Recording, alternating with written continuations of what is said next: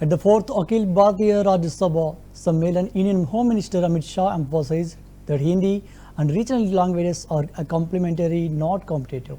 He announced plans to translate all Hindi and regional language content into each other to strengthen linguistic ties. We have decided that we'll strengthen the relationship between Hindi and regional languages. Every article, speech, or literary piece in Hindi would be translated into all Indian languages and vice versa, and think this is the demand for the time.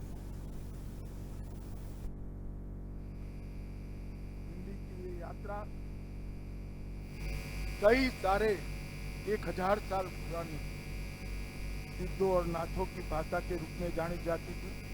फिर खड़ी बोली आई, फिर प्राकृत भाषा आई, फिर खड़ी बोली आई और बाद में हिंदी का स्वरूप आया। और मित्रों, मैं आपको ये भी बताना चाहता हूँ, हमारे आज़ादी के आंदोलन में भी हिंदी का बहुत बड़ा योगदान। सन 57 की क्रांति विफल जाने के कई कारण, उसमें से एक प्रमुख कारण था कि संपर्क भाषा ही नहीं थी। इसके कारण सन 57 की क्रांति विफल हुई। और आज मैं आप सबके सामने कहना चाहता हूं कि हमारा देश एकमात्र देश है जो जियो पॉलिटिकल देश नहीं, भू राजनीतिक देश नहीं। हमारा देश जियो कल्चर देश है, भू सांस्कृतिक देश। हमारे देश को जोड़ने वाली अगर कोई कड़ी है तो संस्कृति।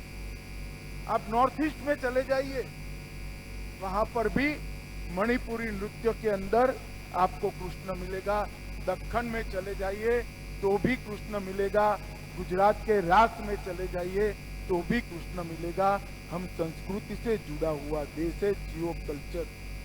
अगर हमारे देश की एकता संस्कृति से बनी है तो हमारी संस्कृति भाषाओं से और भाषाओं से बनी। जिस दिन हम हमारी भाषाओं को गंवा देंगे, इस देश की एकता पर बहुत बड़ा खतरा मंडराने लगेगा।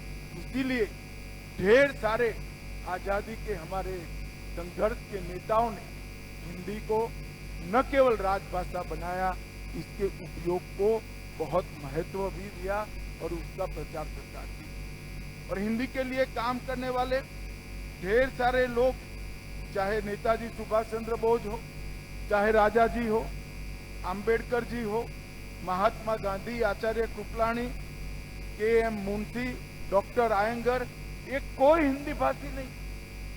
ये सारे नेता, उनकी मातृभाषा अलग थी, मगर वो समझते थे कि हिंदी भाषा देश को एक करने का माध्यम है। इसीलिए हिंदी को राष्ट्रीय एकता का प्रतीक बनाकर उन्होंने राजभाषा का स्वरूप दिया और के.एम. मुंशी भाषाओं में ही अपने देश का कामकाज कर पाए। हिंदी की ये यात्रा कई सारे 1000 साल पुरानी